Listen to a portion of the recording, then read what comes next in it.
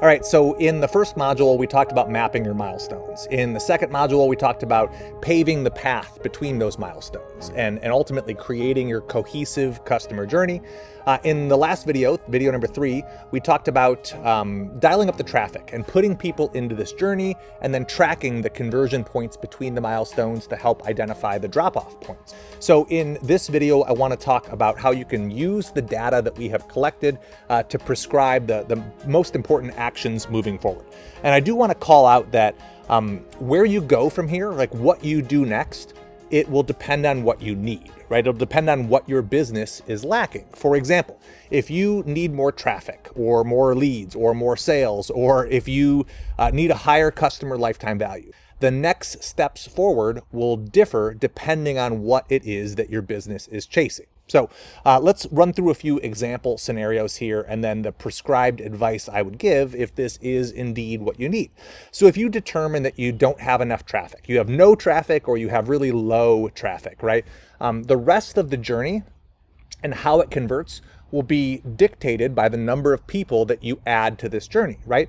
So in order to focus on dialing up your traffic, I would spend some time and energy on things like keyword research. Now that means figuring out what your target audience is typing into Google when they look for solutions that you have, right? Like the products and services you offer are solving problems, presumably. So what are the people that you can solve problems for naturally searching for, and how can we find that overlap? So keyword research is really important. You can use, there are tons of different tools out there to figure out what keywords people are searching for. A popular one is Ubersuggest, which is a tool that Neil Patel has developed, which helps establish the keywords that either your business can rank for or that other businesses like yours are already ranking for, that are performing well for them, that you might be able to tap into as well.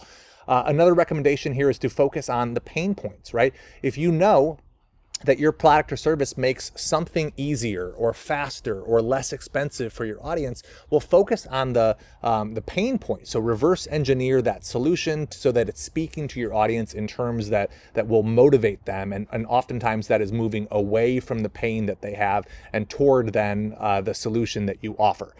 Of course, you want to have or consider evolving or developing a paid ad strategy. So that means beyond getting in front of the organic search, how can we create paid or promotional advertisements that show up for targeted groups of people that have already either expressed interest or who we believe are qualified because they've liked a page like ours or viewed a portion of our video or maybe, have been pixeled by our website, right? So developing a paid strategy to at the very least retarget the people who visit our website is a common way to get more traffic and to multiply the number of eyeballs that we have on our various opt-ins and call to actions. This is also a perfect way or place rather to develop a content marketing strategy. So if you're not familiar with content marketing, it's effectively producing a body of content, be it blog posts, podcasts, YouTube videos, etc., that show up as value-driven resources for people who we can serve. So it acts as a natural draw for people that we know we have solutions and products to help serve. So a blog strategy would be producing content about the natural questions that our target customers have, and then ultimately drawing those people to our website so that they see our other offers and services as well. And if the blog content is valuable, they're going to continue to come back, and it builds the trust and rapport we've established as an authority for them, and that makes the conversion more natural at that point when they decide to opt in or become a customer. And then the last recommendation I have here for partnerships or for no traffic or low traffic is partnerships, right? So a lot of times, small businesses who are starting out or even mature businesses will develop really effective partnerships with other complementary companies who may be in the same space, who may serve a similar audience, but in a different way. So reaching out to people who are already in front of your ideal customer avatar can be a really, effective way to get in front of a new audience, is to form a formal or informal partnership that allows you to access those individuals either through a joint venture or through an affiliate affiliate relationship or any type of mutually beneficial partnership. But the key to those partnerships is making sure that, number one, the audience is qualified, right? The people you're in front of genuinely would benefit from the service or product you offer, and that the relationship you're establishing with that person serves you both, that it's not one-sided. You're not making a request that will ultimately burn that relationship out or sour them on doing business with you. So that is, the first area here, which is if you have no or low traffic, some recommendations for how you might spend time or energy moving forward. So if you don't have leads, right? So let's say you do have people coming to your website, but not enough of those people are signing up, are becoming leads in your CRM, in your database, or are raising their hand, expressing interest. So some things I would focus on, if this is your scenario, are like messaging alignment. Maybe you've got the wrong people coming to your website, and they feel like there's a bait and switch. They click an ad or they search for something, and then they end up on your website, but the messaging on your website clearly isn't resonating with them because they're not moving forward from that point. So you want to, at that point, revisit, what keywords are we searching or targeting? How are people ending up on our website? And what could we be doing to find the right people so that messaging is either a fit for them, or maybe it's just as simple as making your call to action stronger, including it in the header, or making it above the fold, or making sure that it is indeed addressing a pain point that will resonate with your audience. So stronger call to actions is something that I regularly encourage people to challenge, is to have objective third-party individuals review your website and make recommendations for how your call to actions could be improved, either in terms of their strength or in terms of their relevance. You might also just consider making a more valuable offer. I think that far too many times we as small business owners are reluctant to give away too much value. And I find that the more value you give away, the more engaged and driven your prospects will be when it comes time to make them an offer towards a paid purchase, right? So by leading with a really valuable lead magnet, be it a download or a mini series or a free trial, right? By leading with something really valuable, you're establishing your authority early, you're building that trust, and that's only going to make it easier when it comes time to make a request of them. Like, hey, I want you to buy this course or sign up for this membership. And if you're starting that conversation from scratch, it's going to be really tough, and your conversion at that point will be lower. But if you have done the work up front in terms of building that relationship, if you've earned their trust by over-delivering on that initial juncture, it's going to set yourself up for a more seamless journey at the rest of the milestones. I mentioned less friction at the point of opt-in in terms of the offer, but I also want to call out that at that juncture, at the point of opt-in, you want to be careful about asking for too much info, right? So asking for first name and email is pretty standard, but if you're also asking for their company name or their phone number or their number of employees or their annual revenue or any other information, the more you ask for, the fewer responses you'll ultimately get, right? There's an inverse relationship in that respect. And I know there might be certain things that you need to capture to make sure this person is a qualified prospect, but I would just consider challenging your different opt-ins, making sure you're only asking for the essential information, and reminding yourself that even if you only collect first name and email up front, you can still collect the rest of that information either on a second page immediately after the point of opt-in or at a juncture later in their journey. You don't need to require those fields as a potential barrier for entry at that initial opt-in. So that's where I would focus my time and energy if I'm getting visitors but not getting enough of those visitors converted to opt-ins. Now, if you have traffic and you have people signing up as leads, but you don't have sales or you have low sales, right? This is where I would spend time addressing their doubts, right? You probably know the primary reasons that people don't buy from you. So make sure that you are assuaging those concerns, either right during your lead magnet or your initial offer, or in the course of like the nurture or the follow-up that you have with them. Make sure you're using case studies and testimonials to actively combat the things that you feel are the biggest points of friction preventing people from converting.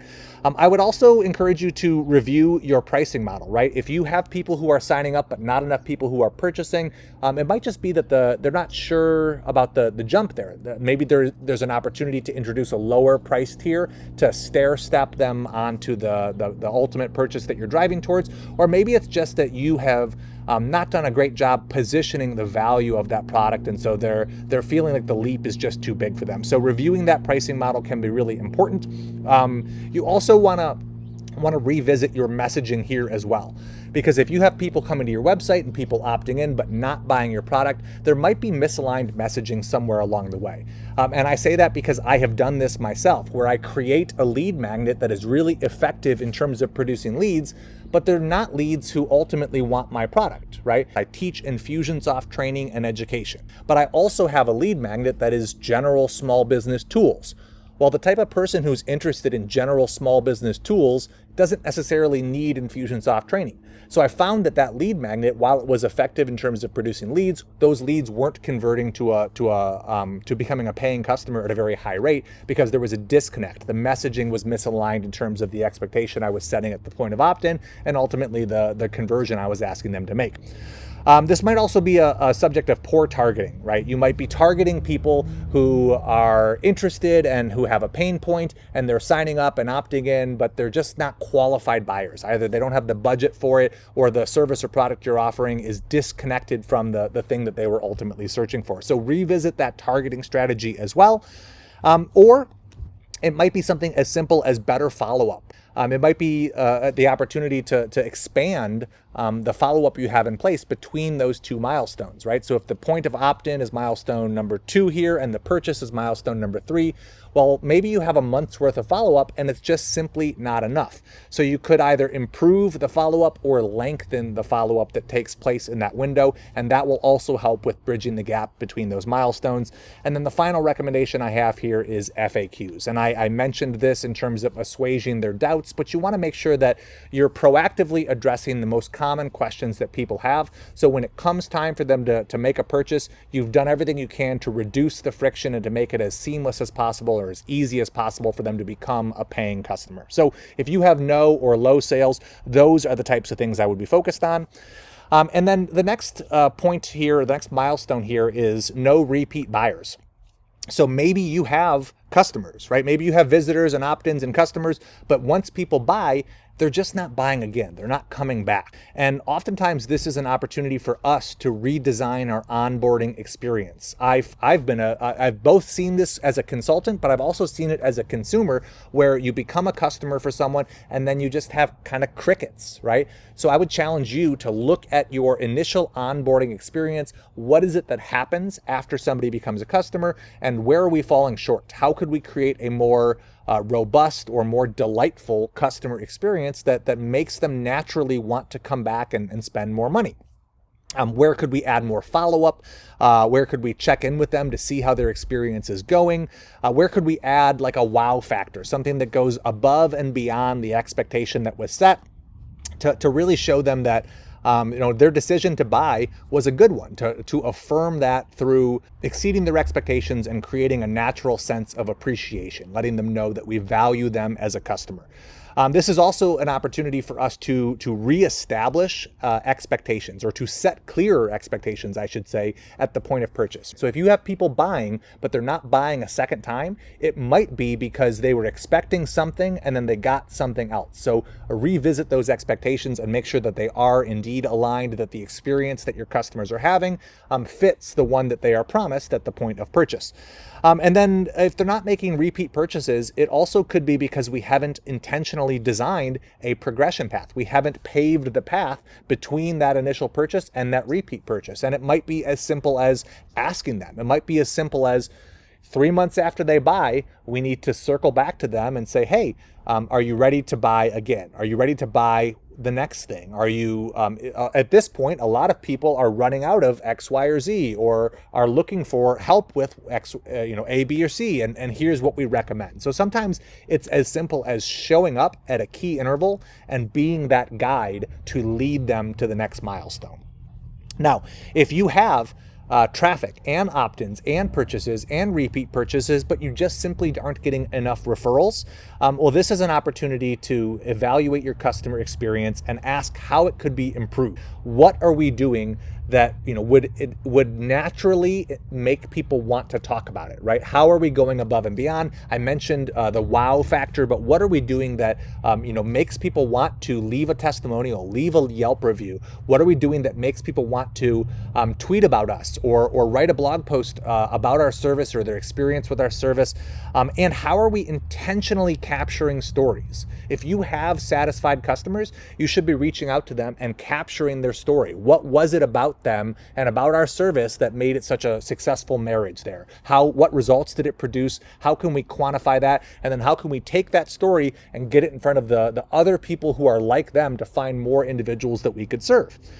Sometimes it's as simple as just asking for referrals, saying, hey, I'm glad you were satisfied. I'm glad that this worked for you and produced XYZ results. Do you know anyone else that we could serve? That simple question has generated countless business for both myself and for many of the customers I've seen out there. It's just taking that extra step to explicitly ask for referrals. Is there anyone else like you that you think would benefit from the service or product that we offer? And doing that in an automated way reduces the requirement that we do it manually, and it makes it happen in a more predictable and consistent fashion. And then the final thing I have here is to incentivize people, right?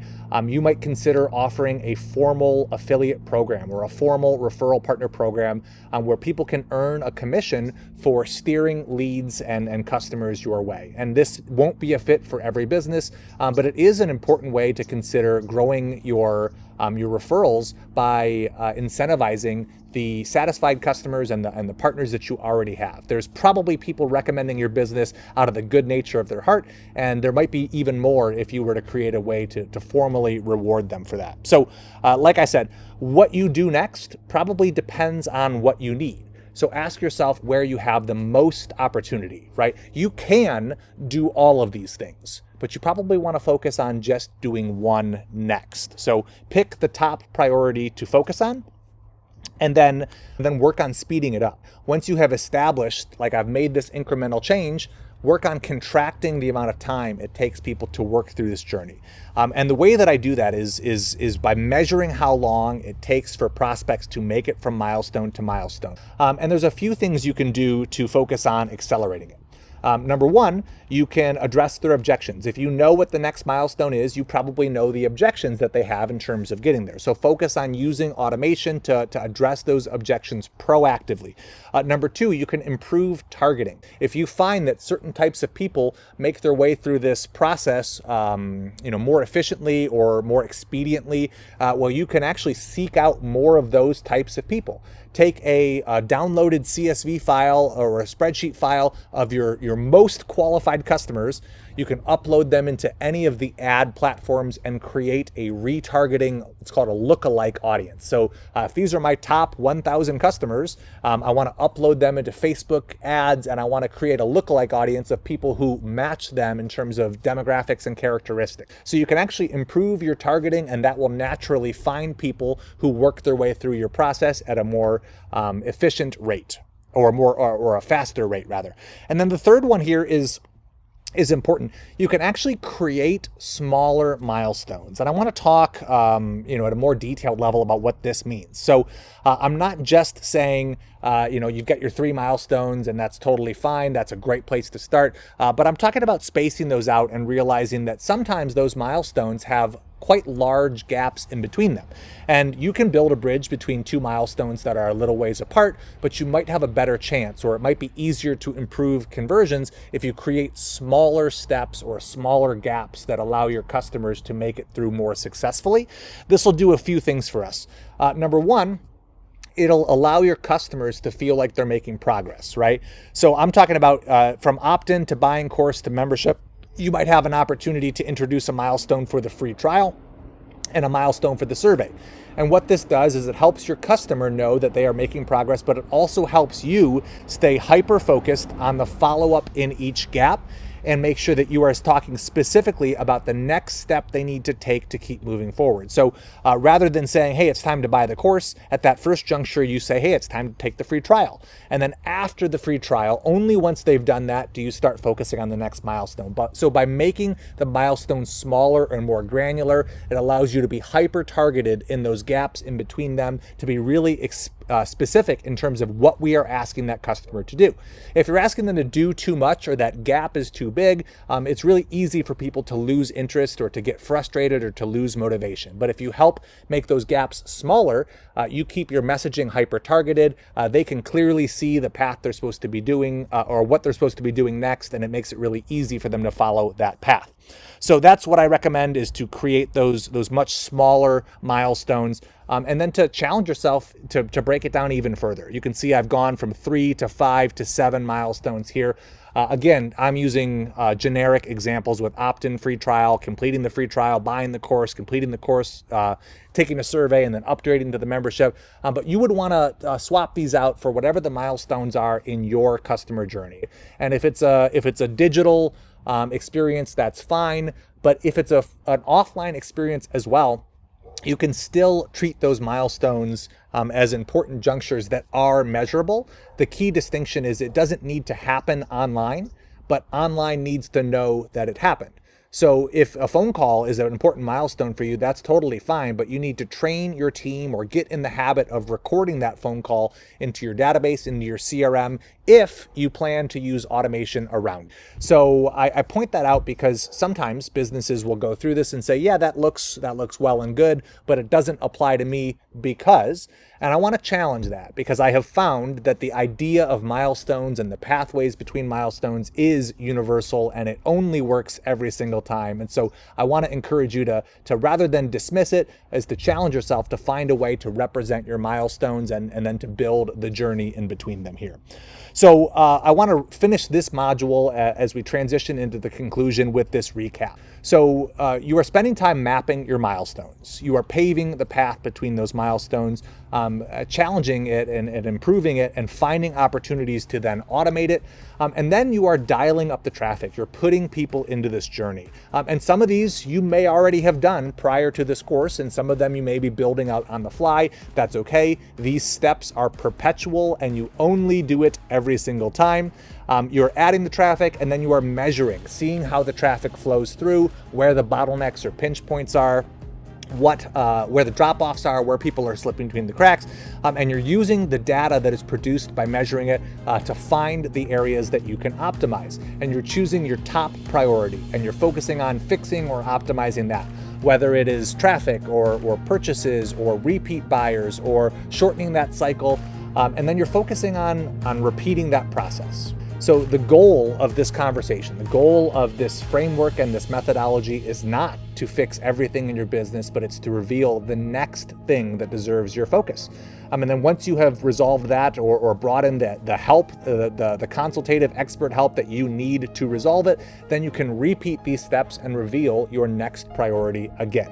So that is it for this module. We're going to transition to the conclusion next, where I will give you some parting words of advice.